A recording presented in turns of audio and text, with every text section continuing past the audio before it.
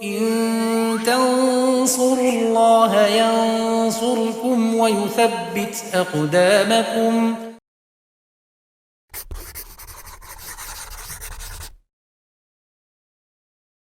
Alhamdulillah wassalatu wassalamu ala rasulillah wa ala alihi wa sahbihi wa man tabi'ahum bi ihsanin ila yaumil amma ba'd.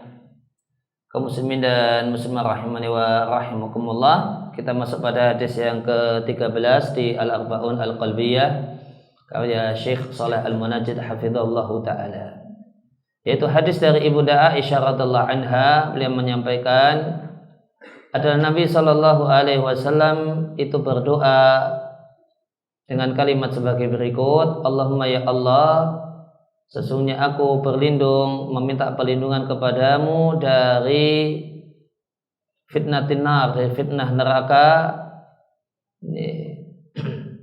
Fitnah di sini berarti artinya dibakar dengan api neraka. Kemudian wa min adzabin nar, dari siksa neraka, wa fitnatil qabri, dan ujian di alam kubur, wa adzabil qabri, dan adab di alam kubur, wa syarri fitnatil ghina, dan dari kejahatan fitnah kekayaan, wa syarri fitnatil faqri, dan kejahatan fitnah ujian kefakiran. Allahumma inni a'udzubika, ya Allah, sesungguhnya aku minta perlindungan kepadamu, min syarri fitnatil masihid dajjal, dari kejahatan ujian atau penyesatan dari al-masih ad-dajjal. Allahumma ghsil qalbi, Allah basuhlah hatiku, bima'i thalji, dengan air es, wal barat, dan dengan barat, yaitu dengan butiran-butiran hujan es. Wa naqqi qalbi, dan ya Allah bersihkanlah hatiku, minal khataya, dari dosa, kama naqaita thawbal abyadha minad danas, sebagaimana engkau bersihkan pakaian yang putih dari kotoran. Ya Allah, jauhkanlah antara aku dengan dosa-dosaku sebagaimana engkau jauhkan antara timur dan barat. Allahumma ya Allah, sesungguhnya aku minta perlindungan kepadamu, minal kasali, dari kemalasan, wal ma'thami, dan dosa, wal marghami, dan dari utang. Diriwayatkan oleh Al-Bukhari dan Muslim. Doa ini diantara doa yang valid dari Nabi Shallallahu Alaihi Wasallam yang Nabi berdoa dengannya. Dan tadi kita lihat di catatan kaki ini riwayat Bukhari dan Muslim. Namun masalah saya pribadi sendiri jarang membaca atau kemudian menjumpai doa ini dengan selengkap ini. Kalau potongan-potongannya banyak kita jumpai kalimat-kalimat doa tersebut, namun selengkap ini saya pribadi jarang mendapatkannya, padahal ini riwayat Bukhari dan Muslim. Waqad dzukirat, disebutkan dalam doa ini meminta perlindungan dari 5 fitnah. Fitnah neraka, fitnah kubur, fitnah kekayaan, fitnah kefakiran, dan fitnah masih dajjal. Disebutkan dalam doa ini permintaan untuk pembersihan hati dan pembersihannya dari dosa, wal khataya, dan kesalahan. Wa hadza kulluhu, dan ini semua adalah bagian dari meminta kepada Allah salahal qalbi, kebaikan hati dan kehidupan hati. Karena hati yang baik itu tidak akan mendapatkan bahaya dikarenakan fitnatun fid dunya wala fil qabri. Ujian dan penyesatan di dunia, tidak pula ujian di alam kubur, tidak pula di akhirat. Karena hati yang baik itu dijaga dengan penjagaan Allah. Sebagaimana dosa tidak membahayakan hati yang baik, dan kesalahan pun tidak membahayakan hati yang baik, karena hati yang baik adalah hati yang awab, hati yang mudah untuk kembali kepada Allah, munib, hati yang inabah, hati yang semangat untuk kembali kepada Allah Subhanahu wa taala. Tentang fitnah atau penyesatan karena masih ad-dajjal, Nabi Shallallahu Alaihi Wasallam bersabda, wallahi demi Allah, tidak ada antara penciptaan Adam sampai terjadinya kiamat satu perkara yang lebih besar daripada Dajjal. Hinama pada saat fitnah ini, sumber kesesatan ini dihadapkan pada seorang hamba yang beriman, maka hamba yang beriman bisa berkata kepada Dajjal, asyhadu annaka Dajjal.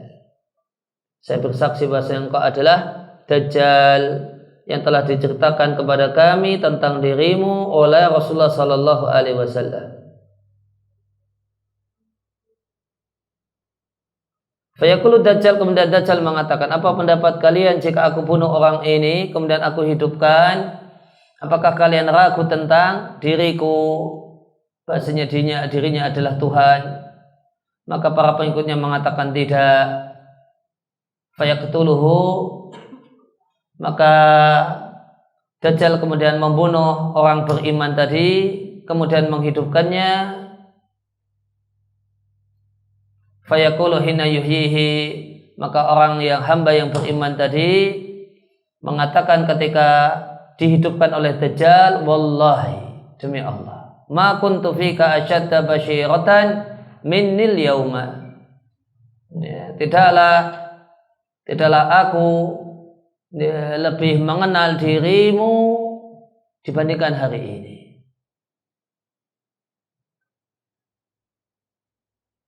Demikian dalam riwayat Bukhari dan Muslim. Maka orang yang beriman fi zamanil fitan, di masa banyak penyesatan, contohnya Dajjal, orang yang beriman itu cirinya mustabasyirun, tetap bisa melek, tidak tertutup dengan berbagai macam penyesatan tersebut. Dzu qalbin rasyid, memiliki hati yang terbimbing. La tadurruhul fitan, tidaklah dia mendapatkan bahaya karena berbagai macam penyesatan, dan tidaklah dia bertambah dengan adanya fitan kecuali keimanan dan kepasrahan. Fitan di sini ya kurang lebih terjemahnya adalah sumber kesesatan atau faktor yang mengantarkan kepada kesesatan. Contohnya Dajjal dan yang lainnya. Dan termasuk fitan dalam bahasa Arab artinya kekacauan dan kerusuhan. Di antaranya adalah kekacauan atau simpang siur informasi. Itu juga dalam bahasa Arab bisa disebut dengan sebutan fitan. Ayamul fitan. Informasi yang kacau. Ini terus yang benar yang mana? Simpang siur. Itu bisa disebut dengan ayamul fitan. Simpang siurnya banyak informasi.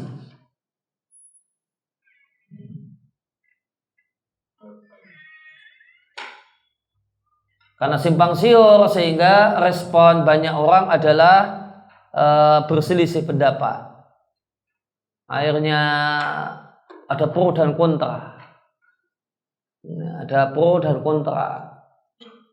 Nah, itu suasana fitan. Terus ini orang yang terkena fitnah itu yang orang yang bingung itu. Ini terus saya di mana ini dan saya harus bagaimana? Ya, maka orang yang beriman, itu ciri orang yang beriman di ayamul fitan adalah mustabasyirun. Tetap bisa melek. Meskipun ini ada banyak versi, simpang siur banyak versi, ya, dia tidak mudah larut membela tanpa tahu duduk permasalahannya. Dia akan hati-hati untuk komentar. Ya, orang yang mustabasyirun, orang yang melek itu akan hati-hati komentar, hati-hati bersikap. Ya, dicek terlebih dahulu, dipelajari terlebih dahulu. Ini ada yang komentar A, dikonter oleh pendapat B. Ya, ini duduk permasalahan sebenarnya bagaimana?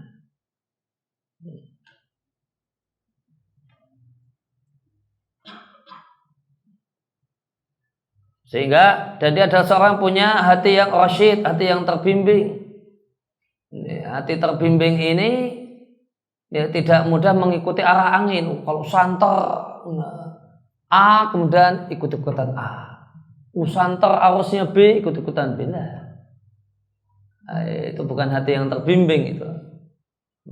Mohon hati yang terbimbing itu tidak mudah ikut-ikutan. Meskipun santer A, belum tentu A. Ini boleh jadi yang benar B.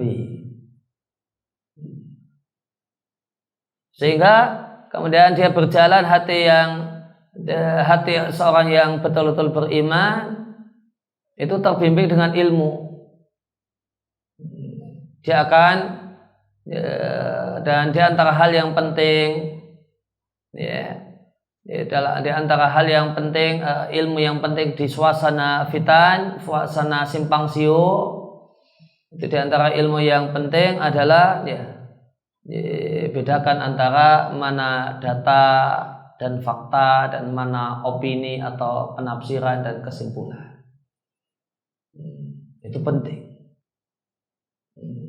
Karena mencampurkan dua hal ini orang akhirnya ikut arus. Tidak berdasarkan bimbingan, namun dia berpendapat dan berpihak karena arus yang ada. Tapi kalau hati itu hati yang rasyid, hati yang terbimbing, pakainya pakai ilmu, bukan pakai perasaan, bukan mana yang mainstream, mana yang arusnya kuat, tidak. Namun pakai hati yang terbimbing. Ini orang komentar demikian, ini faktanya atau ini pendapat dia. Ini komentar. Dan perlu untuk membedakan hal ini, membedakan ini masalah data ataukah kemudian itu kesimpulan dan opini, maka perlu dilihat apakah dia pelaku, apakah dia pengamat, ataukah dia orang yang ikut-ikutan, orang yang terprovokasi, orang yang tercekoi. Kita bedakan. Ini keterangan dari pelaku sejarah gitu kalau dalam bahasa kerennya, pengamat sejarah, penonton sejarah, ataukah orang yang sekedar ikut-ikutan, terprovokasi atau tercekoi oleh suasana, oleh arus yang ada. Lanjutnya, Allahumma inni a'udzubika min fitnatin nar wa adzabin nar. Aku minta perlindungan kepadamu dari fitnah neraka. Fitnah itu dalam bahasa Arab artinya dibakar. Salah satu maknanya adalah membakar. Contohnya di surat Al-Buruj. Contoh fitnah artinya membakar. Itu di surat Al-Buruj. Innal ladzina fatanul mu'minina wal mu'minati tsumma lam yatubu. Innal ladzina fatanul mu'minina wal mu'minat, orang-orang yang membakar orang-orang yang beriman, laki-laki ataupun perempuan. Karena ini nyambungnya ke nar, ya cocoknya membakar. Wa adzabin nar, dan siksa neraka.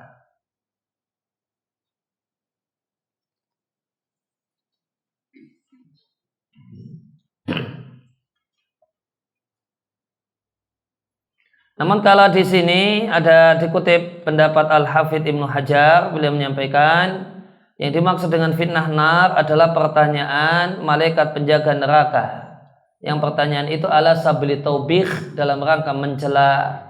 Ini diisyaratkan dalam firman Allah Ta'ala, kullama ulqiya fiha, setiap kali dimasukkan ke dalam neraka, faujun, satu rombongan, sa'alahum khuzanatuha, para penghuni malaikat penjaga neraka bertanya, alam ya'tikum nadhir, tidakkah Rasul telah datang kepada kalian? Adzabin nar adalah apa yang Allah siapkan, azab yang Allah siapkan di neraka untuk orang-orang kafir, para penggemar dosa, para ahli maksiat dan pendosa. Dia meminta kepada Allah, fasa'alallah, maka dengan doa ini Nabi atau hamba yang baca doa ini meminta kepada Allah selamat dari siksaan yang keras. Mula Al-Qari rahimahullah ta'ala mengatakan, Allahumma inni a'udzubika min adzabin nar, artinya min akuna min ahlina. Aku berlindung dari menjadi bagian dari penghuni neraka.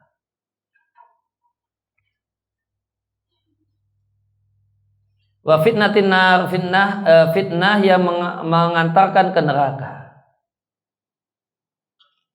Nah, kenapa di sini fitnah diartikan dengan faktor yang mengantarkan ke neraka? Yang mengantarkan neraka berarti kekafiran dan kemaksiatan. Jawabannya li'alla yatakarrar, yakni al-kalama, supaya kalimatnya tidak mengalami pengulangan. Kalau mau dimaknai pengulangan, ya maka seperti tafsiran sebelumnya. Ya, malu dan dimungkinkan yang dimaksud dengan fitnah nar adalah pertanyaan para malaikat penjaga neraka dalam rangka celaan. Wa min fitnatil qabri wa adzabil qabri, fitnah kubur, ujian di alam kubur adalah pertanyaan dua malaikat Munkar dan Nakir. Mula Al-Qari rahimahullah ta'ala mengatakan, yaitu kebingungan dalam menjawab pertanyaan dua malaikat. Kemudian siksa kubur itu benar adanya. Siksa kubur dialami oleh roh dan badan.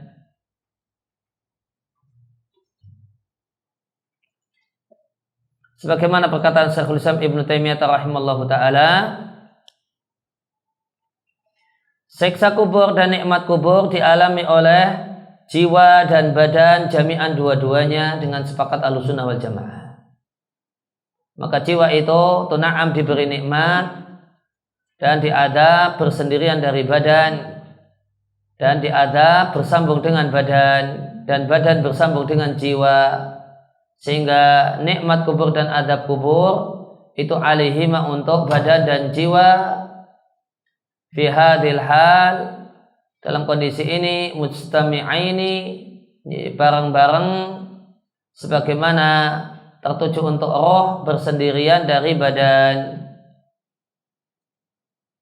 Syekh Ibnu Utsaimin rahimahullah ta'ala mengatakan, adab di alam kubur itu pada asalnya tertuju pada roh, namun rubama terkadang nyambung dengan badan.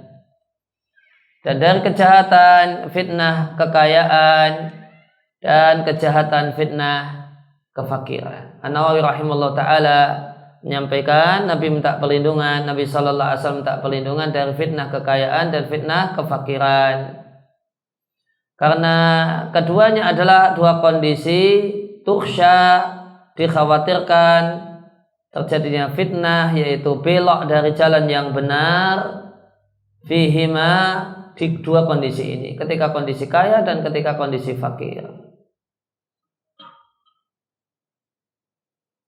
Nah, kalau ketika fakir, rezeki, duit seret, pendapatan ngepas, itu apa fitnahnya? Belok dari jalan yang benar itu bentuknya apa? Bitasakhuti, marah-marah sama Allah. Saya sudah rajin sholat, ya Allah, kenapa rezeki saya masih seret? Kenapa yang tetangga sebelah saya nggak sholat malah rezekinya lancar? Ini fitnah kefakiran. Wakilati sabri, kemudian kilah itu dalam bahasa Arab seringkali terkadang maknanya adam. Seringkali maknanya tidak ada. Maka kilatu sabri, ya sabar yang minim atau bahkan tidak punya sabar. Maka tidak bersabar dengan kondisi susah, ngeluh, berkeluh kesah, sehingga setiap hari isi Facebooknya itu keluhan, tidak punya duit, nanti ngomongin besok makan apa ya, dan seterusnya. Qillatus sabri. Kemudian yang ketiga, al-wuqu' fi haram. Fitnah gara-gara kefakiran, duit seret, terjumus dalam hal yang haram atau hal yang subhat, lil hajah, karena alasan kebutuhan. Akhirnya ya, karena nggak sabar dengan ujian kemiskinan, akhirnya melakukan pekerjaan yang haram, melakukan perbuatan yang haram. Boleh jadi mencuri, boleh jadi menjual diri dan kemaluan, ya, karena alasan kefakiran. Wa yukhafu fil ghina, sedangkan fitnah kaya yang dikhawatirkan, yang terjadi gara-gara kaya, fitnah di sini artinya yang membelokkan dari kebenaran, bentuknya adalah asyar wal batar. Ini semakna artinya sombong, berbangga-bangga, pongah dengan kekayaannya. Yang kedua, al-bukhl bihukukil mal, pelit dengan hak harta, dengan kewajiban harta. Hak itu dalam bahasa, hak dalam kosakata dalam bahasa Arab, terjemahnya dalam bahasa Indonesia bisa hak, bisa kewajiban. Al-bukhl bihukukil mal, hukuk di sini berarti kewajiban. Pelit dengan kewajiban harta, zakat, menolong orang yang, memberi makan orang yang kelaparan, memberi pakaian orang yang telanjang. Ini bahaya orang kaya. Kemudian yang ketiga, au infaqihi fi israfin, atau membelanjakan harta, menghabiskan harta fi israfin dalam boros. Dalam boros itu kesalahannya adalah kesalahan kadar. Boros itu kesalahannya kesalahan kadar. Harusnya cukup sekian, namun beli sekian. Akhirnya yang berlebih itu tidak termanfaatkan. Maka harta dibelanjakan dalam israf. Israf itu artinya mubah, namun kadarnya berlebih. Kadarnya berlebih. Boleh jadi makanan, misalnya makanan yang mubah, namun berlebih. Karena berlebih dibuang-buang.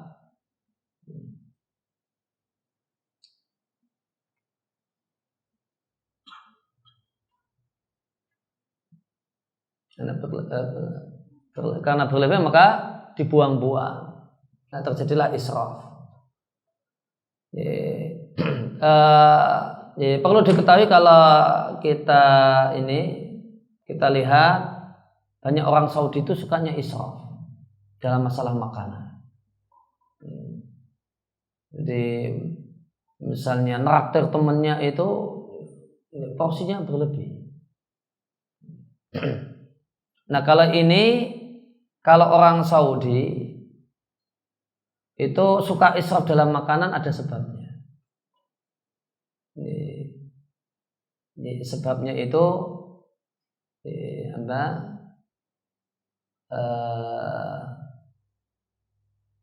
mereka itu ingin memuliakan tamu. Misalnya ini mau nyuguh tamu, mau nraktir orang, dia itu mau memuliakan. Dan semangatnya memuliakan, tapi dan di image mereka, kalau sampai kemudian makanan itu ngepas, itu kesannya saya itu pelit. Ngepas, habis ya sudah, tidak ada lagi, itu kesannya pelit. Kesannya pelit. Oleh karena itu maka mereka mesti beli porsinya berlebih. Ya, kalau berlebih ini nggak ada manajemen yang bagus, akhirnya israf dibuang. Itu. Dan itu semangat dermawannya, semangat memuliakannya lebih dominan.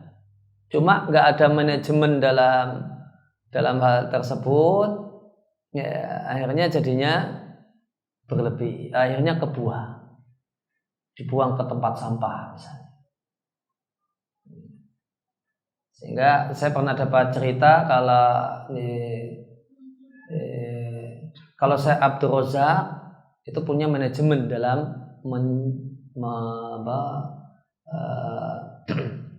dalam ngasih dhiyafah, jamuan untuk tamu. Beliau sama seperti standar orang Saudi, nggak mau merasa pelit, mau memuliakan tamu. Tapi misalnya ini ada tamu sekian, ini kemudian pesen nasi mandi misalnya, ini tamunya berapa orang, sebenarnya porsinya misalnya 3 nampan nasi mandi cukup, tapi beliau beli 5. Nggak mungkin. Kalau orang Saudi nggak tipikal mereka, ini 3 cukup kemudian cuma beli 3, itu enggak. Mereka merasa itu bentuk pelit.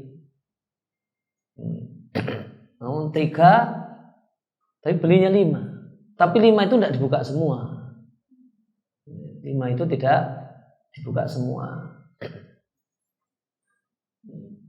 sehingga nanti kalau 3 kok habis, dibukalah yang keempat. Keempatnya juga tidak kemudian dibuka langsung semua, gitu. Mungkin separuhnya. Tapi jangan sampai kemudian cuma ngepas, malu mereka. Hati mereka itu malu kalau ngepas. Nggak mungkin, mereka nggak akan tega itu kok tamunya ngepas habis. Itu nggak tega. Jiwa mereka demikian. Mungkin separuh dikeluarkan dulu. Pokoknya tambahin lagi sampai 4 dan ya sudah sisa, artinya sudah makan sampai mereka nggak bisa nambah lagi, masih sisa dikit gitu, nggak sampai habis gitu. Nah maka nampan yang kelima kan aman, kan masih utuh. Nah, tamunya pergi selesai, nanti nampan yang kelima ini akan dikasihkan ke siapa gitu, dalam keadaan masih utuh. Pernah dapat cerita manajemen beliau dalam masalah ini supaya tidak israf. Nah, kalau kita di antara manajemen yang penting supaya tidak israf, ya punya hewan peliharaan. Sehingga kalau berlebih nanti ya kasihkan ayam, kasihkan bebek. Maka kalau diberikan ke hewan tidak tergolong israf. Israf itu kalau dibuang. Israf itu kalau dibuang. Namun kalau termanfaatkan, dimakan sama ayam, dimakan sama bebek, kita tidak tergolong buang-buang. Maka di antara bahaya kekayaan tadi dibelanjakan dalam israf, fi batilin, satu hal yang sia-sia, atau fi mafakhira, cuma untuk bangga-bangga, cuma untuk keren-kerenan, padahal tidak ada kebutuhan untuk itu.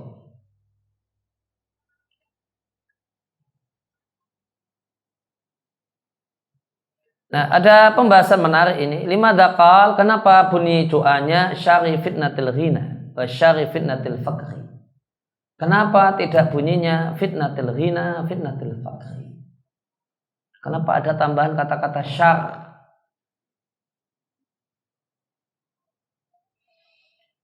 Jawabannya dari Al-Hafidz Ibnu Hajar, at-taqyid, pembatasan pada at-taqyid fil ghina wal faqri, kata-kata kaya dan fakir itu taqyid diberi tambahan keterangan bisyar, dengan kejahatan. Ini kenapa demikian? Labudda minhu, karena ini sebuah keharusan. Kenapa sebuah keharusan? Karena masing-masing dari keduanya, kefakiran dan kekayaan, adalah kebaikan dari satu sudut pandang. Iktibar saya terjemahkan dengan satu sudut pandang. Di satu sudut pandang, kekayaan itu khair. Dari satu sudut pandang, kefakiran itu juga kebaikan. Maka ketika diberi takyid, diberi keterangan syar, ketika isti'adah meminta perlindungan minhu darinya, ditambahi kata-kata syar, maka kata syar ini yukhiju ma fihi minal khair, mengeluarkan al khair yang ada di dalamnya. Maka maka kita tidak minta perlindungan dari kebaikan yang ada dalam kekayaan, karena itu satu hal yang kita mintakan dan kita berupaya untuk mendapatkannya. Ya, jadi hanya yang jelek saja yang kita mintakan kepada Allah. Maka kita keluarkan ma fihi minal khair, kebaikan yang ada padanya, baik itu sedikit ataupun banyak, semua kebaikannya sudah tersingkirkan, tidak termasuk dalam hal yang kita mintakan kepada Allah untuk kita terlindung darinya.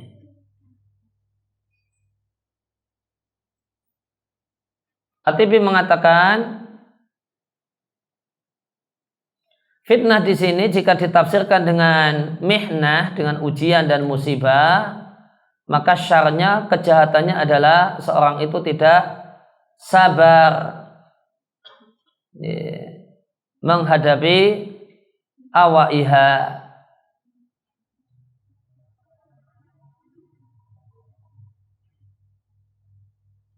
atau la'wa.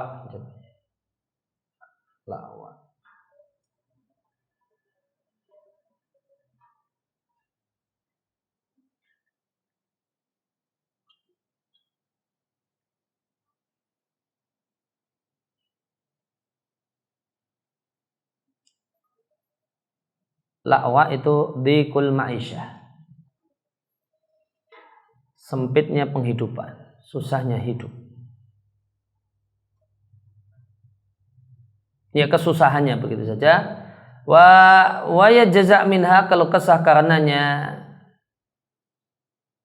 Namun jika fitnah tersebut dimaknai dengan imtihan, ujian, wal ikhtibar, dan ujian, maka kejelekannya adalah Allah yahmada fisara, tidak memuji Allah ketika senang dan tidak bersabar fidara,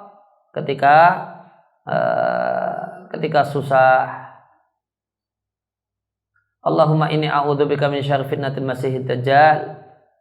Dajjal adalah fitnah paling besar, sumber penyesatan yang paling besar yang terjadi di muka bumi sejak masa Adam alaihissalam sampai terjadinya kiamat. Masih Dajjal itu manusia, dia bukan manusia planet, Tuhan. Rajulun min bani Adam, manusia. Hanya saja terhapus mata sebelah kanannya, sehingga buta mata sebelah kanannya. Dan itu sebenarnya jejak yang Allah tinggalkan pada Dajjal sebagai bukti bagi orang-orang yang melek kalau Dajjal itu bukan Tuhan. Dia sendiri tidak bisa memperbaiki matanya sendiri. Gimana bisa ngaku-ngaku Dajjal? Itu seperti kalau di tempat kita ada orang yang iklan promosi jimat pesugihan. Namun saya lagi BU butuh uang, saya jual jimat pesugihan saya. Nah, ini namanya lucu itu ya. Kenapa jimat pesugihannya dijual? Saya lagi butuh uang. Nah, ini seperti Dajjal, saya Tuhan. Loh, itu matamu kok nggak bisa kamu perbaiki? Sehingga orang yang melek, orang yang tidak terfitnah dengan Dajjal itu faham sekali kalau Dajjal itu bukan Tuhan. Maka orang yang terfitnah itu tidak bisa mikir, karena dia sudah, bahasa kasarnya, dia tercekoi, terdoktrinasi, sehingga ya Dajjal itu Tuhan ya, dia bisa menghidupkan orang, bisa menurunkan hujan, tanah yang kering kerontang bisa langsung subur. Namun nggak bisa mikir, gimana bisa-bisanya Dajjal ini ngaku Tuhan, mata sebelahnya saja tidak bisa dia perbaiki. Ka'ana ainahu, seakan-akan matanya yang buta itu seperti inabah, anggur tafiyah, yang mengapung.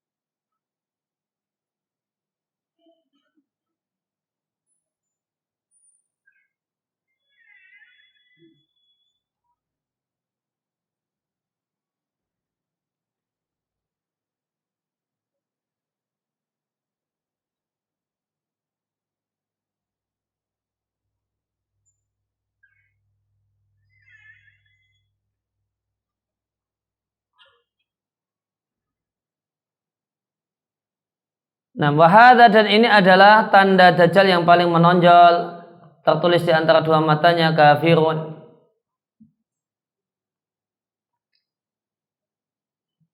Di sebagian riwayat hadis bukan kafirun namun ka, fa dan ra. Dan ka, fa, ra-nya jangan dibaca KPR. Namun dibaca berdasarkan riwayat yang lain kafirun. Oh, berarti KPR itu Dajjal ya. Jadi bacanya kafirun pakai riwayat yang lain. Jadi ada dua riwayat. Satu riwayat itu mengatakan ka, fa, ra, ya, dan riwayat yang lainnya kafirun. Yang kafirun ini yaqra'uhu kullu mu'minin, bisa dibaca oleh setiap mukmin, katibin, baik dia adalah orang yang tidak buta huruf, atau ghairi katibin, atau orang yang buta huruf. Maka dia bisa dibaca dengan iman, bukan karena kemampuan baca tulis. Dajjal sendiri dalam bahasa Arab artinya mumawih. Mumawih itu orang yang menyamarkan. Dan atau definisi lebih lanjutnya di kata selanjutnya, yang memutarbalikkan kenyataan. Dan ini bisa terjadi dengan izin Allah sebagai cobaan untuk manusia dan ujian bagi mereka. Dan tidaklah Allah mengutus satupun nabi kecuali Allah telah ingatkan umatnya tentang bahaya Dajjal. Sehingga Nabi Nuh alaihi salatu wassalam telah mengingatkan umatnya bahaya Dajjal, dan semua nabi alaihi wassalam setelah Nuh juga demikian. Dan Dajjal ini muncul di zaman perselisihan manusia dan perpecahan. Tentang kecepatan Dajjal di muka bumi, dia seperti air hujan yang digiring oleh angin.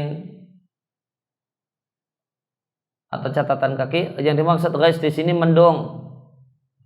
Di sini kita jumpai itlaqus sabab, digunakannya sebab, dan yang dimaksudkan adalah musabab. Atau kebalik ya. Ghais kan mana aslinya hujan. Namun yang diinginkan adalah mendung. Jadi disebutkan musabab, dan yang diucapkan adalah disebutkan musabab, dan yang dimaksudkan adalah sebab. Berarti itlaq lil musabab li sabab alal musabab. Itlaq digunakan li sabab untuk makna sebab, yaitu mendung, alal musabab dengan kosakatanya musababnya. Sehingga maknanya adalah dia geraknya cepat di muka bumi secepat mendung. Dia datangi sekelompok orang, mendakwai mereka untuk menyembahnya. Lantas penduduk kampung itu mengimaninya dan merespon positif padanya. Maka Dajjal memerintahkan mendung untuk menurunkan hujan dan tanah untuk menumbuhkan tumbuh-tumbuhan. Fataruhu alaihim sarihatuhum, catatan kaki, sarihatuhum masyiyatuhum, hewan ternak mereka. Maka hewan ternak mereka kemudian gemuk-gemuk taruhu alaihim, pulang pergi sore kepada mereka dalam keadaan atwala ma kanat duran. Duran catatan kaki 3, al-ali yang tinggi, wal asnimah dan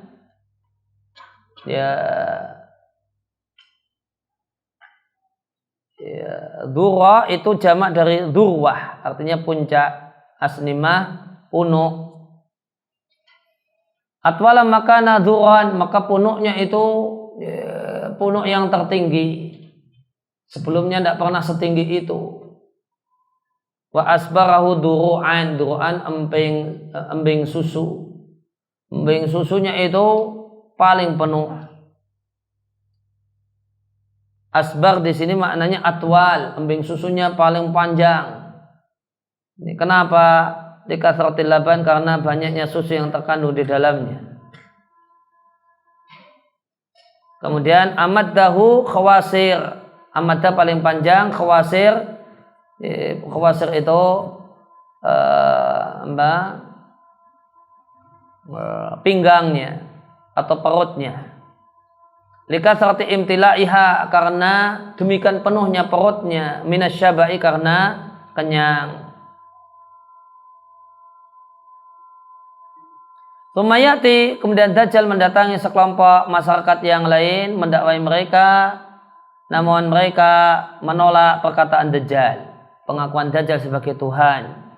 Akhirnya Dajjal pergi meninggalkan mereka, dan jadilah penduduk kampung itu mumlihin.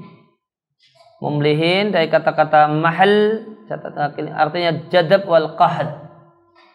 Ini tandus. Jadab itu tidak turun hujan, wal qahd ya tandus. Laisa bi aidihim, tidak ada di tangan mereka sedikit pun harta. Dan Dajjal satu ketika melewati Kharibah, kampung yang hancur, yang tidak berpenghuni. Lantas Dajjal berkata kepada kampung ini, keluarkan simpananmu. Maka muncullah simpanannya. Di dalam bumi itu boleh jadi ada emas, peraknya. Lantas simpanan bumi di kampung tersebut mengikuti Dajjal kaya asifin nahli, seperti jama'atin nahli, rombongan lebah. Kemudian Dajjal mendakwai seorang yang mumtalian, seorang yang gemuk.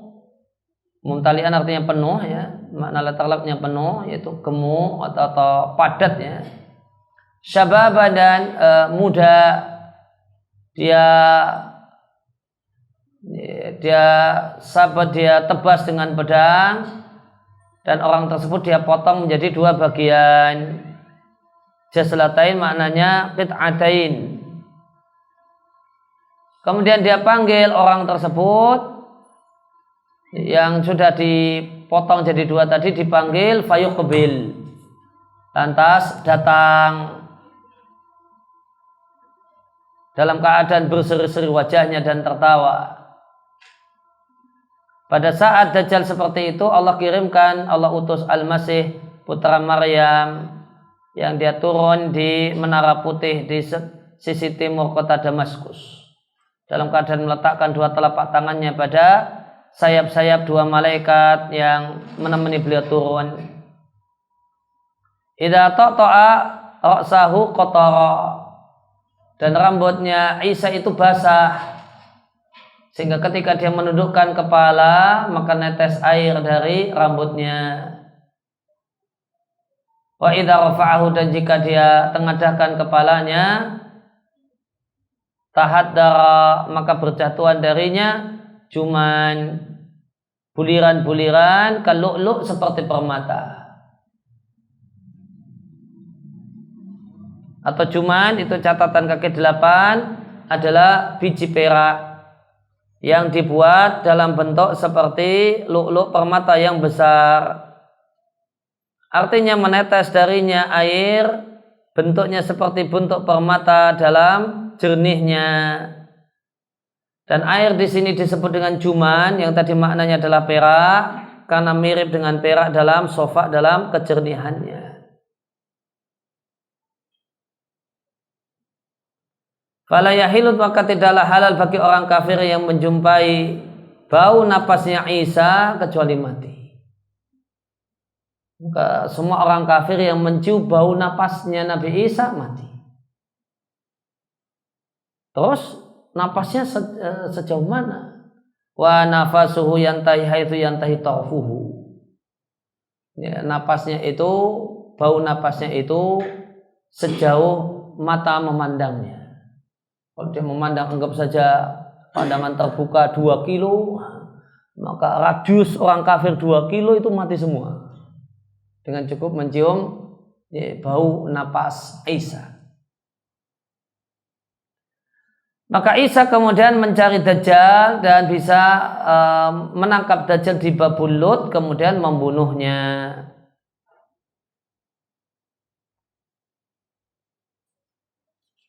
Kemudian Dhabtu itu cara baca Al-Masih Ad-Dajjal.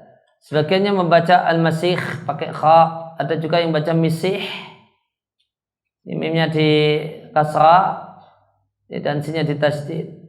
Versi yang ketiga Misih di kasrah, mim dan sinnya. Dan yang benar Al-Masih. Dan Al-Masih ada 2, ada Masihud Dhalalah, itulah Dajjal, dan Masihul Hidayah, itulah Isa. Dari Abu Hurairah radhiyallahu anhu, Rasulullah sallallahu alaihi wasallam menyampaikan, aku keluar menemui kalian dan telah dijelaskan kepadaku kapankah malam Al-Qadar. Demikian juga dijelaskan kepadaku tentang Masihud Dhalalah, tentang Lailatul Qadar. Carilah di 10 hari yang terakhir yang witron, di malam-malam yang ganjil. Adapun Masih Ad-Dhalal, maka dia buta sebelah matanya, kemudian ajlal jabhati, bahasa Jawanya itu nonong, jabhah dahinya itu lebar, terang, ajla. Aridun nahri, dan lebar lehernya. Asindi mengatakan Masihud Dhalalah itu sama dengan Dajjal yang akan dibunuh oleh Masih Hidayah Isa alaihissalam. Ibnu Hajar menyampaikan, siapa yang membacanya pakai kha, Masih, mu'jamah ada titiknya, sahafa, maka dia melakukan tashif, penyelewengan.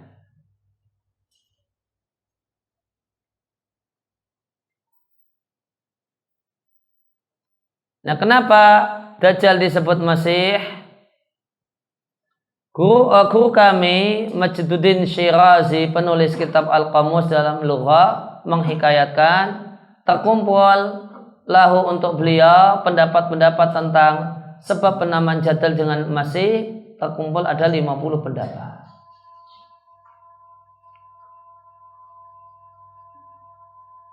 Nah, kalau Ibnu Hajar tadi bilangnya sahafa, namun kalau Al-Qadhi Ibnu Arabi berlebihan, beliau mengatakan sungguh telah sesat sekelompok orang yang meriwayatkannya dengan Masih pakai kha.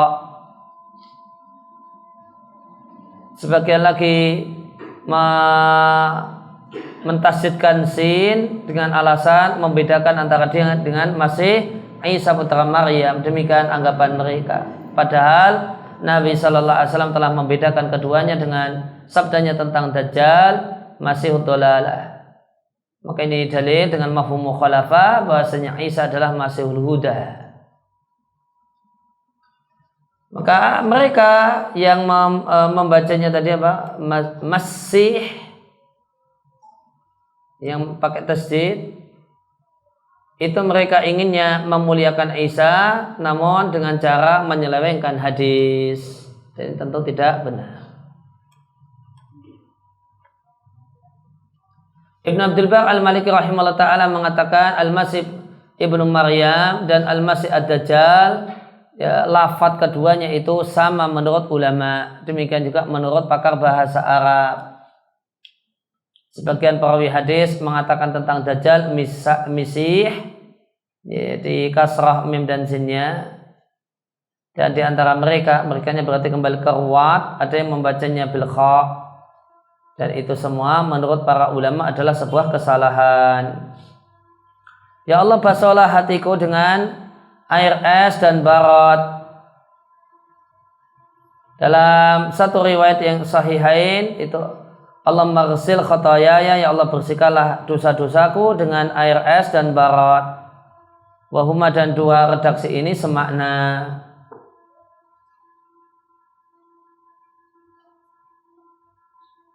Dan adalah Nabi Shallallahu Alaihi Wasallam mengucapkan antara takbiratul ihram dengan qiraah dengan al-fatihah ketika salat, yaitu berarti doa istiftah. Allahumma ba'id baini wa baina khataaya kama ba'adta bainal masyriqi wal maghrib. Allahumma naqqini min al khataaya kama yunaqqas sabul abyad min ad-danas. Allahumma ighsil khataaya bil ma'i wa thalji wal barad.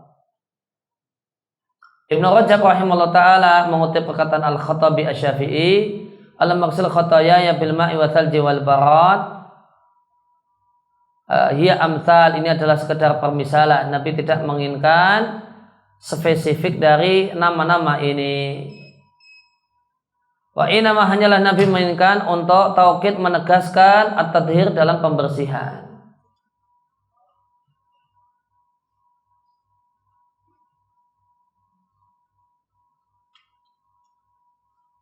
Wasal wal barad itu dua jenis air yang keduanya tidak disentuh oleh tangan, bukan hasil proses pakai tangan. Walam yumaras walam yumtahan, sehingga karena tidak bukan hasil pengolahan tangan, maka lam yumaras tidaklah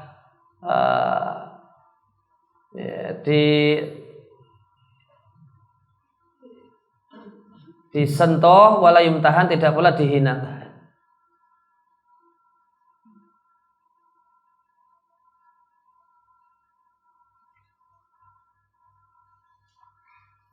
Kemudian ini analisis untuk bacaan istiftah. Jadi awalnya adalah dijauhkan, minta dijauhkan. Kemudian kalimat kedua minta dibersihkan. Kemudian di kalimat ketiga minta dibasuh. Ini apa rahasia urutan permintaan ini di doa istiftah?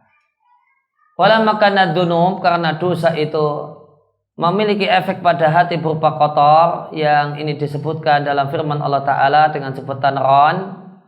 Kalau sekali-kali tidak, bahkan ron yang ada di hati mereka, maka nuyaksipun apa yang mereka usahakan. Dan dosa itu menyebabkan terbakarnya hati. Maka Nabi meminta dalam doa ini supaya dijauhkan dari dosa dalam bentuk penjauhan yang paling maksimal. Dan yang dimaksudkan adalah dijauhkan dari dampaknya dosa dan hukuman karena dosa baik di dunia ataupun di akhirat. Namun meskipun sudah dijauhkan, rubama boleh jadi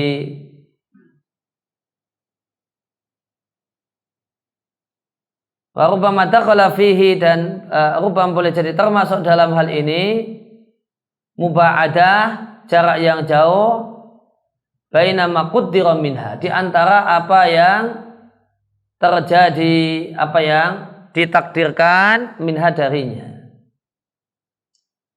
Walam ya'lamhu ba'du, dan itu belum diketahui. Fatalaba muba'adatahu minhu, maka minta untuk dijauhkan darinya. Maka ini menarik. Muba'adah ini makna utamanya adalah dijauhkan dari dosa, artinya tidak berbuat dosa, dan jarak dia dengan berbuat dosa itu jauh. Kemudian makna tambahan termasuk dalam masalah ini adalah dijauhkannya jarak antara dua dosa. Jadi minta supaya ya seandainya berbuat dosa tidak sering-sering. Kemarin dosa, sekarang dosa lagi. Nah, ini tidak jauh. Maka minta untuk dijauhkan. Ya kemarin berbuat dosa, nanti berbuat dosa lagi 6 bulan lagi. Ini kan jauh. Maka rubama boleh jadi termasuk dalam hal ini adalah muba'adah baina maqdira minha. Dijauhkan dosa yang terjadi antara dosa yang terjadi. Sehingga ini semakna dengan doa, ya Allah Kau berlindung dari kejahatan apa yang aku lakukan dan yang belum aku lakukan.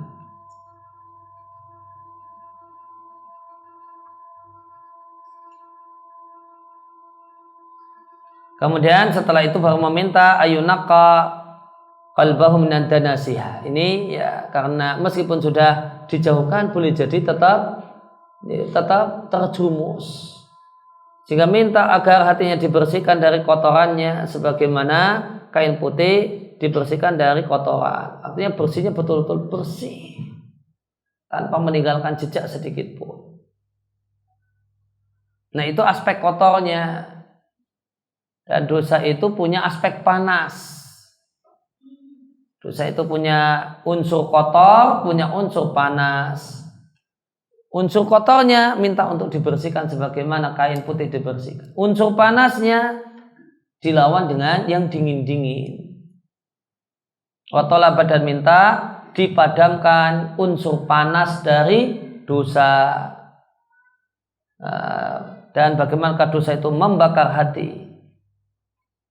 Maka diminta untuk supaya dipadamkan dengan materi yang paling hebat yang dijumpai di dunia ini yang bisa membersihkan sekaligus mendinginkan, yaitu air, es dan barat.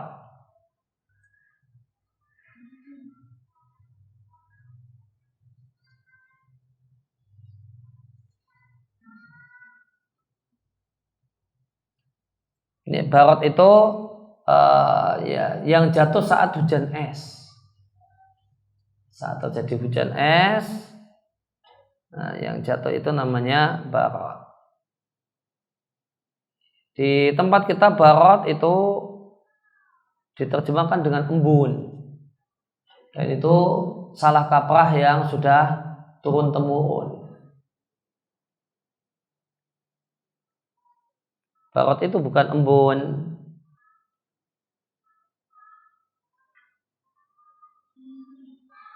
Tapi itu dari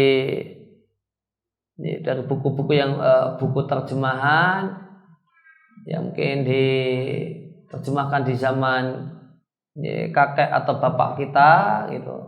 Itu dulu barat diterjemahkan di bacaan sholat itu barat diterjemahkan dengan embun. Akhirnya terjadi kesalahan yang dari generasi ke generasi.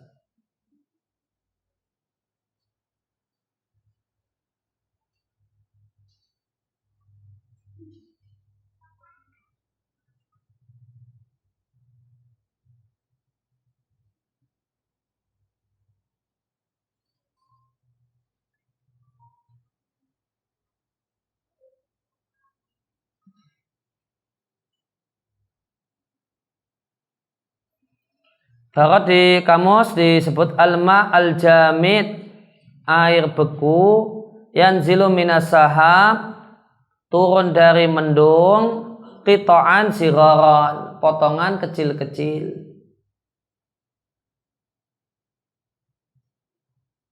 Berarti kan hujan es kan? Dari mendung. Kalau embun dari mendung? Bukan kan? Ya, embun yang ada di talas, ada di daun-daun itu bukan dari mendung. Ini barat itu dari mendung dan bentuknya kecil-kecil. Sehingga dia hujan es.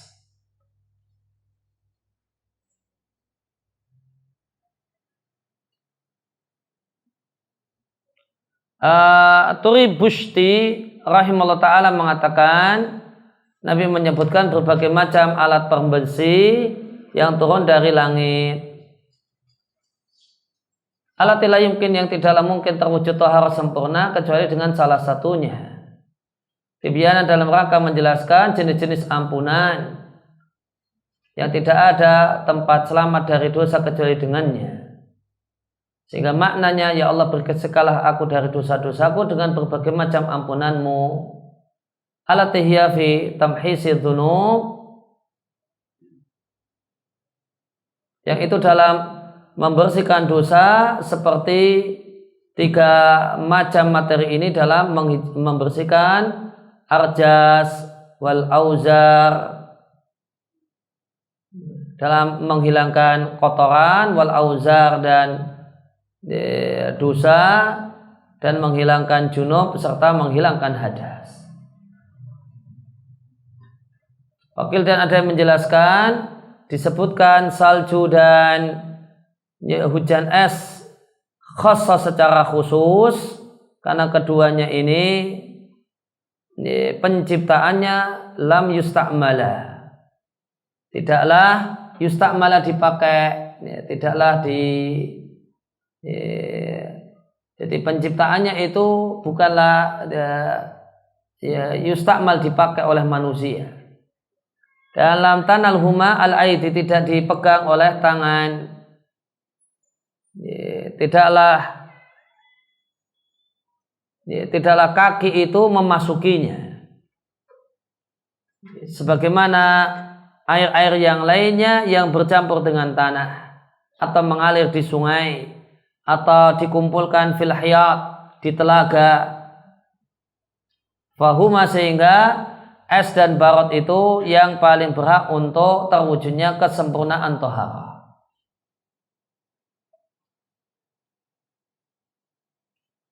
Ibnu Daqiq al-Id rahimahullah ta'ala mengatakan, diungkapkan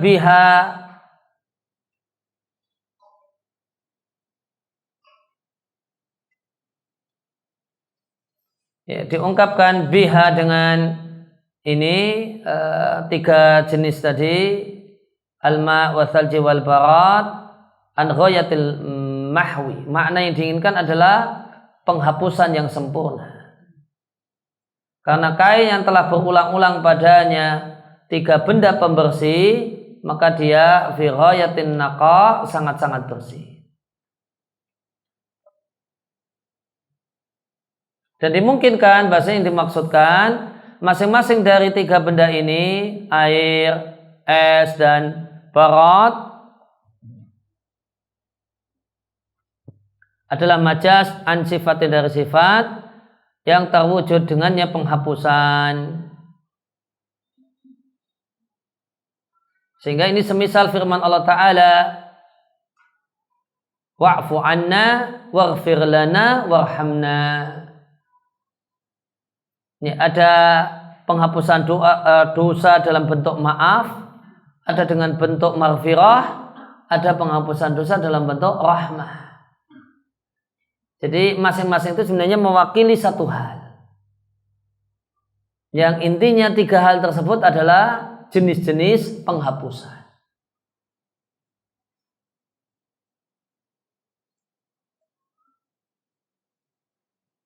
Kemudian Syekh Al-Mayraq, itu Syekh Nasimuddin Muhammad ibn Mayraq, mengatakan yang paling dekat, kita katakan yang paling tepat, ya, Nabi jadikan dosa itu seperti api neraka. Maka diungkapkanlah untuk memadamkan panasnya dengan diguyur, takkidan dalam rangka penegasan.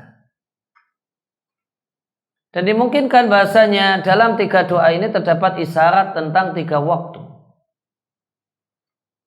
Fal muba'adah, ya Allah jauhkanlah aku dengan dosa sebagaimana jauhnya timur dengan barat. Ini adalah muba'adah, itu lil mustaqbal, adalah doa untuk masa depan. Di masa depan dijauhkan dari dosa. Sedangkan dibasuh itu untuk dosa di masa silam.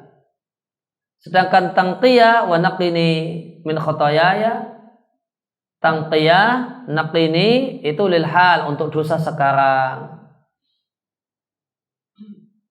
Jika demikian, kenapa kok duluan, kok masa depan dulu?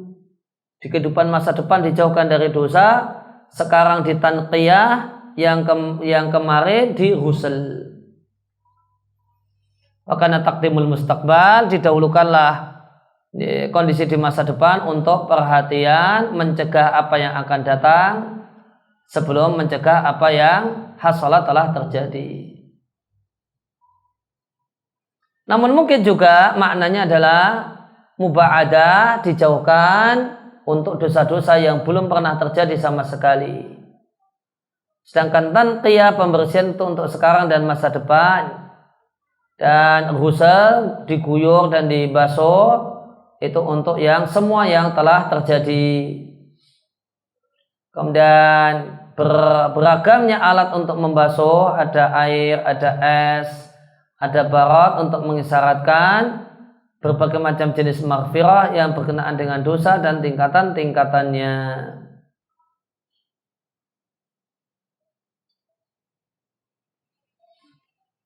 Maka doa Allah marsil qalbi bima'i thalji wal barat itu semakna dengan Allah marsil khotoyaya bil ma'i wa thalji wal barat. Maka ini menunjukkan bahasanya dosa itu nempel di hati dan memberikan efek pada hati, sehingga hamba perlu membersihkan hati darinya dengan pembersihan yang paling maksimal. Wa naqi qalbi min al khotoya kama naqaita thawbal abyata min ad-danas. Ibnu Taimiyah mengatakan, artinya bersihkanlah sebersih-bersihnya, sempurna dari segala dosa. Sebagaimana kain putih dibersihkan dari kotoran. Dan disebutkan kain putih, bukan kain hitam dan yang lainnya, karena kain putih adalah kain yang sangat jelas padanya kotoran yang paling sedikit sekalipun. Maka jika kain putih itu bersih, artinya tidak ada padanya kotoran itlaqan sama sekali. Lain halnya kain hitam, merah, akhdar, hijau dan semacam itu, maka dia tidak seperti putih yang jelas padanya kotoran, bayanan wadihan, dengan sangat gamblang. Mula Al-Qari mengatakan danas artinya wasakh, kotor. Wa fihi, dalam doa ini terdapat isyarat bahasanya hati bimuqtada aslil fitrati, kalau melihat asalnya fitrah itu sehat, bersih dan putih. Dan hati itu menghitam karena melakukan dosa, wa takhalluq bil uyub, dan melakukan hal-hal yang itu adalah aib. Wa ba'id baini wa baina khotoya kama ba'adta bainal masyriqi wal maghrib.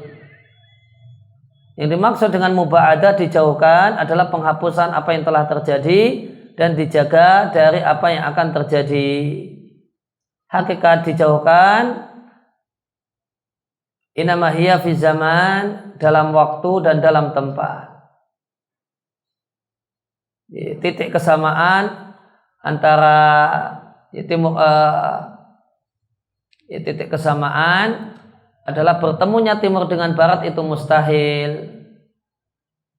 Faka'ana, maka seakan-akan Nabi arada ingin, tidaklah tersisa baginya iktirabun, kedekatan, bil kulliyah sama sekali.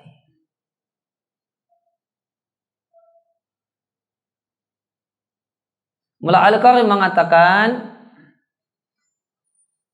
maka Nabi keluarkan, maksudnya Nabi gunakan di sini metode mubalaghah. Karena mufa'alah, wazan fa'ala yufa'ilu dalam niba'ada yuba'idu, itu fungsinya dua. Idza lam takun lil mughalabah, jika tidak berfungsi mengalahkan, maka fungsinya adalah mubalaghah. Contohnya sabar yang luar biasa, mubalaghah dalam sabar disebut musabarah. Itu lil mubalaghah, sabar yang luar biasa.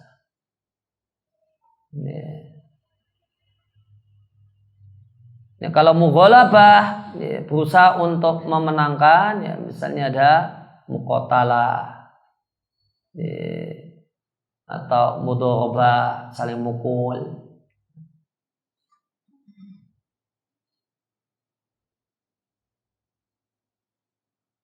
Wakilah dan ada yang menjelaskan pakai wazan mufa'alah. Allahumma ba'id di sini maksudnya adalah supaya ada bu'ad, jauh dari dua sisi.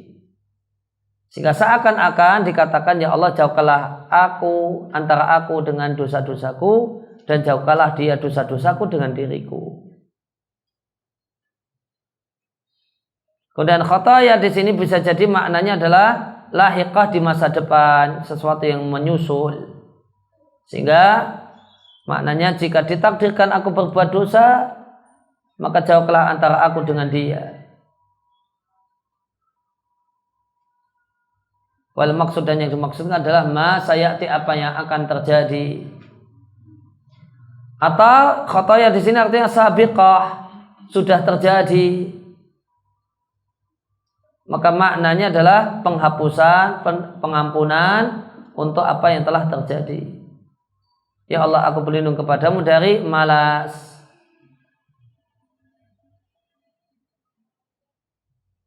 Yaitu merasa dekat untuk taat padahal mampu.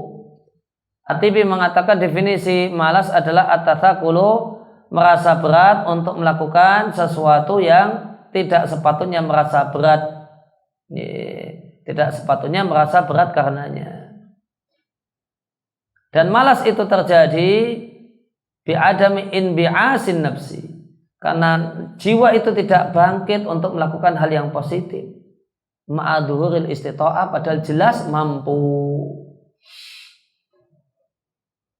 Ya, hati tidak tergerak untuk melakukan hal yang positif padahal punya kemampuan secara fisik. Itu yang dimaksud malas. Ma'tam wal marram, An-Nawawi mengatakan ya, maknanya adalah dari dosa wal ghurmi, dan dari utang.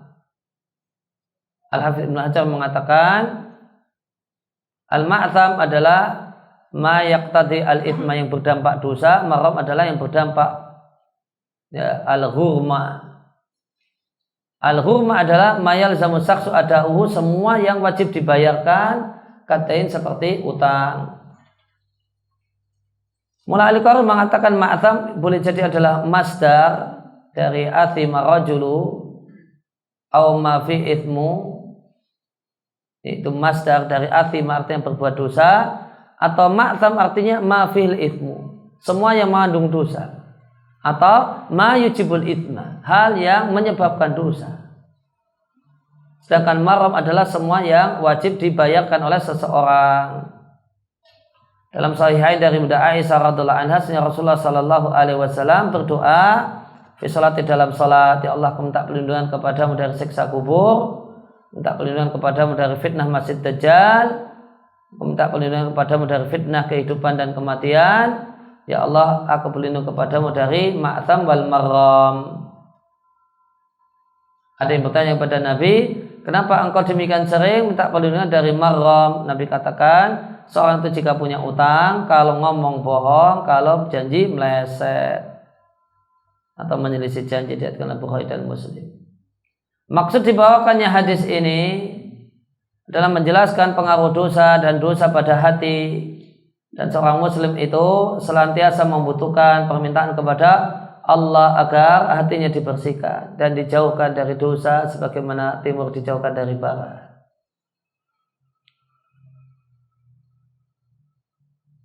Dan hadis ini menjelaskan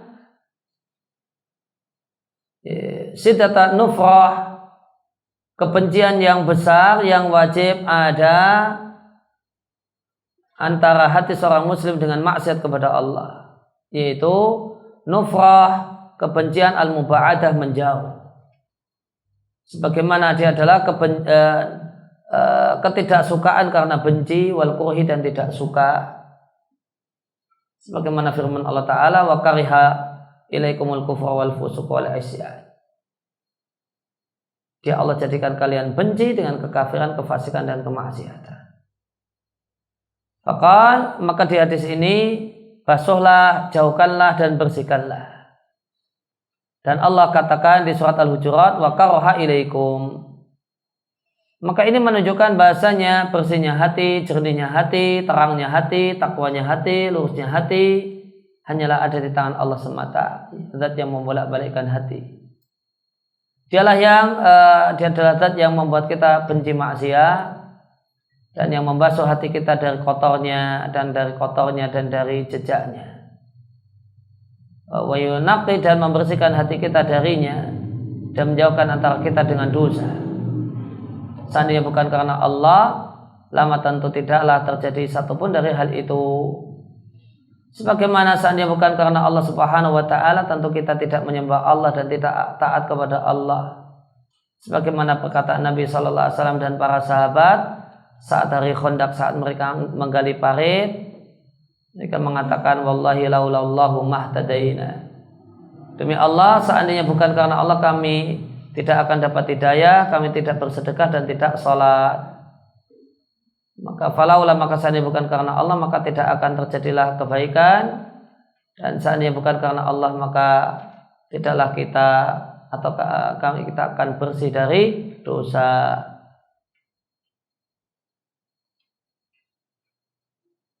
Ya, demikian yang kita baca. Wassallallahu ala nabiyina Muhammadin wa ala alihi wasallam.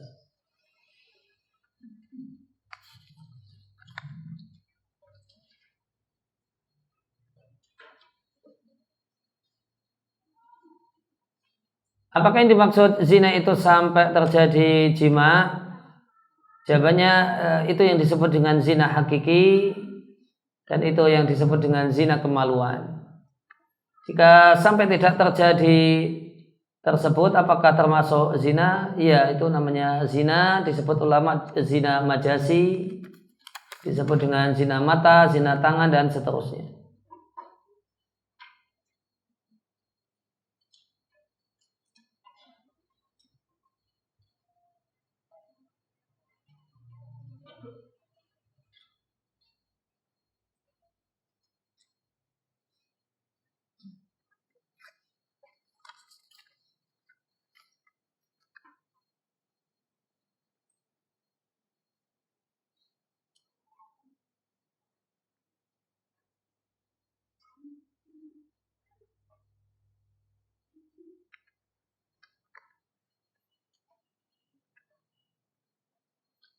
Ya, orang tua saya akan ke Jogja, mungkin akan ya, untuk iktikaf.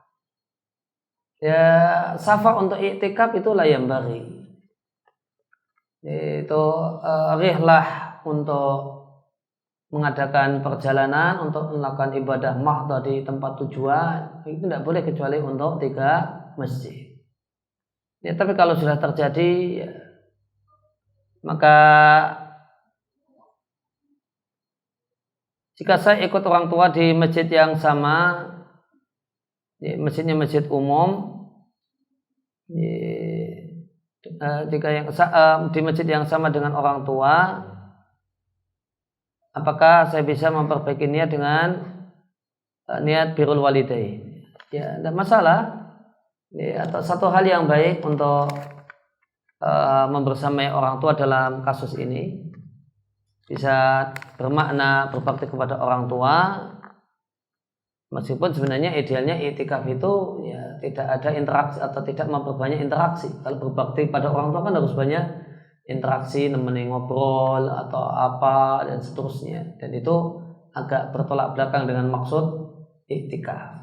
Kalau iktikaf itu mengurangi interaksi, berarti tidak bisa birrul walidain sebenarnya, karena sendiri-sendiri.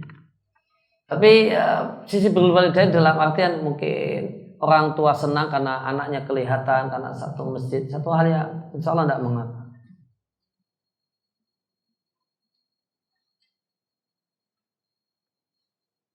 Bagaimanakah membayar nadar dahulu mau puasa Daud 100 hari?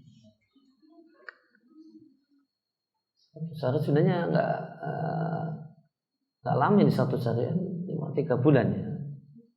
Dan memberi hadiah barang ke suatu majelis taklim.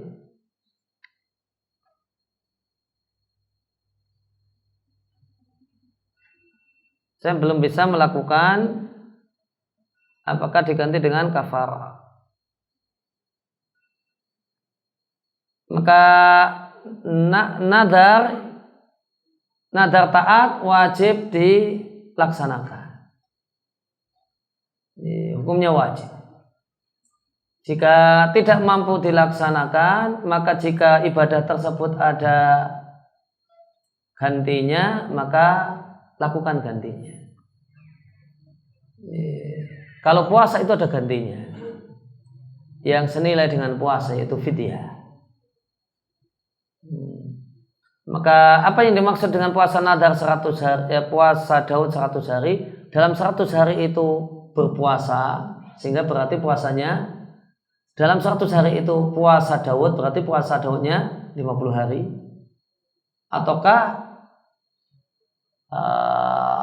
puasa Daudnya yang 100 hari ya. Berarti itu 200 hari.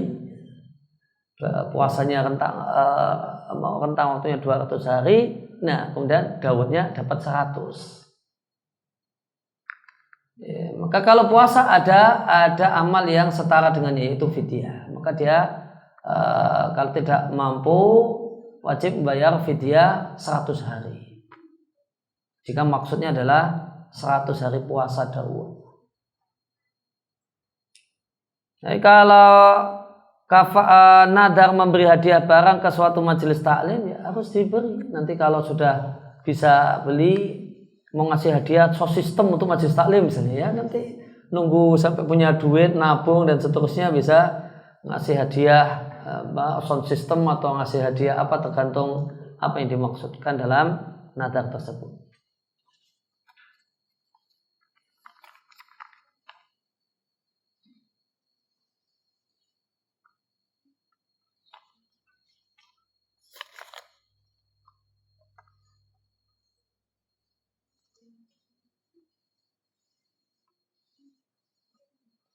Kedua orang tua saya sudah meninggal dunia. Saya merasa belum sempat berbuat baik kepada keduanya.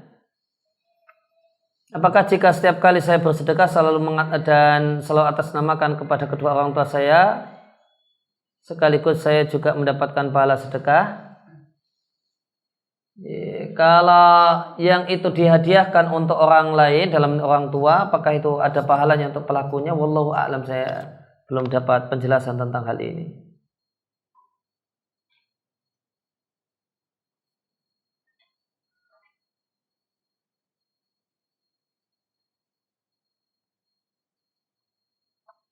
Dalam salah satu kajian kemarin, jika tidak salah disebutkan, silaturahmi dalam budaya Arab identik dengan harta, tolong menolong dengan menggunakan harta. Apakah silaturahmi dalam hadis itu maksudnya demikian? Jawabnya tidak. Cuma kalau ya termasuk di dalamnya kirim hadiah, itu berarti harta juga ya. Kirim hadiah, ya termasuk di dalamnya menyapa, sowan ketika lebaran. Ketika memungkinkan untuk disowani, untuk didatangi, itu bagian dari silaturahmi. Namun seringkali identik di bahasa para ulama, kalau kita baca athar salaf tentang, atau kemudian sejumlah athar dari salaf tentang yang manfaat harta, itu harta itu satu hal yang positif dan manfaat, diantaranya disebutkan untuk silaturahmi.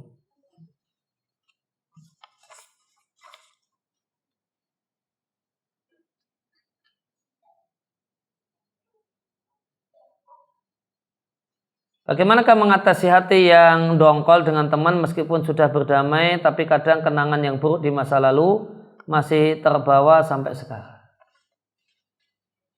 Ya, idealnya orang itu bisa memaafkan dengan dua istilah yang biasa dipakai oleh Al-Quran, fa'fu wasfahu. Ya, fa'fu, al-afu jika digandeng dengan as-safu, itu artinya fa'fu itu maaf lahiriah, safu itu maaf batin. Batin itu berarti ya, di hati tidak seperti tidak ada apa-apa. Ya idealnya bisa sampai level demikian. Tapi jika perbuatan buruk orang tersebut demikian menyakitkan dan demikian menusuk ke hati sampai ke relung hati yang paling dalam, maka orang cuma memaafkan secara lahiriah dan di hati itu belum bisa plong, satu hal yang manusiawi dan kadang memang demikianlah kondisinya. Sebagaimana Nabi SAW dengan Wahsy. Nabi memaafkan Wahsy yang membunuh Hamzah, namun Nabi tidak ingin melihat Wahsy karena ada sisa kenangan yang tak. Kalau lihat Wahsy terkenang Hamzah jadi sedih dan seterusnya. Sehingga masih ada yang tersisa yang tidak bisa hilang. Maka itu boleh jadi manusiawi.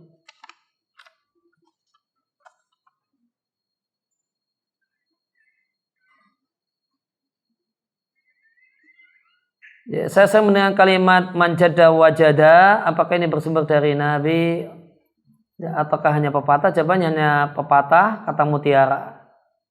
Isinya secara umum benar. Bahasanya ini siapa yang sungguh-sungguh, insya Allah Allah akan mudahkan.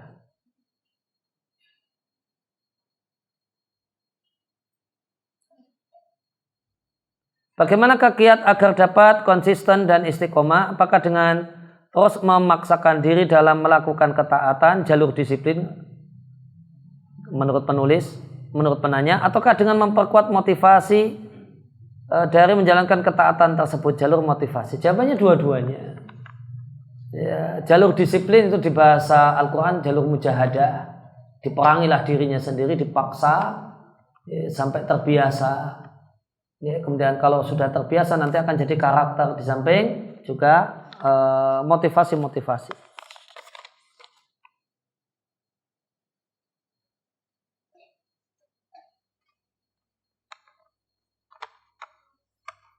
Dulu saya pernah bernadar setelah sembuh dari sakit tidak akan makanan yang tidak sehat.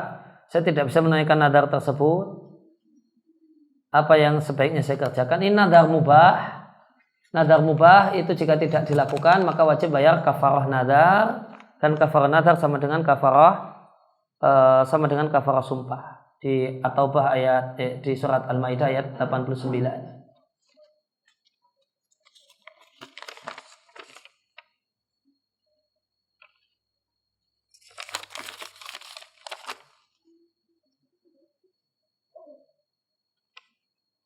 Saya merasa sedih karena banyak tidur selama Ramadan ini. Tapi anehnya itu terjadi berulang kali setelah menyesal. Banyak tidur kemudian menyesal, banyak tidur lagi, disesali lagi. Banyak tidur lagi kemudian disesali lagi. Apakah ini pertanda hati saya sudah keras dan terhalang dari kebaikan? Jawabannya pertanda masih baik gitu, karena masih banyak tidur seharian, tidur. Dari subuh sampai duhur tidur, habis itu menyesal kenapa saya buang-buang waktu ya. Tapi besok tidur lagi demikian sampai duhur. Itu artinya masih baik itu, karena masih ada menyesal gitu. Meskipun ya agak bangkit-bangkit gitu. Sampai namun masih ada kesempatan untuk memperbaiki diri. Masih ada sisa Ramadan yang mungkin bisa diisi dengan yang lebih baik. Ya, di antara caranya ya jangan terlalu banyak tidur. Kiat praktisnya ya pasang alarm, kasih waktu cukup 1 jam misalnya untuk istirahat agar fresh, setelah itu mandi biar segar dan bisa dibuat untuk aktivitas baca Quran atau yang lainnya. Ya demikian, ya wassallallahu ala nabiyina Muhammadin wa ala alihi wasallam wa akhiru da'wana alhamdulillahi rabbil alamin. Subhanakallahumma wa bihamdika asyhadu an la ilaha illa anta astaghfiruka wa atubu ilaik.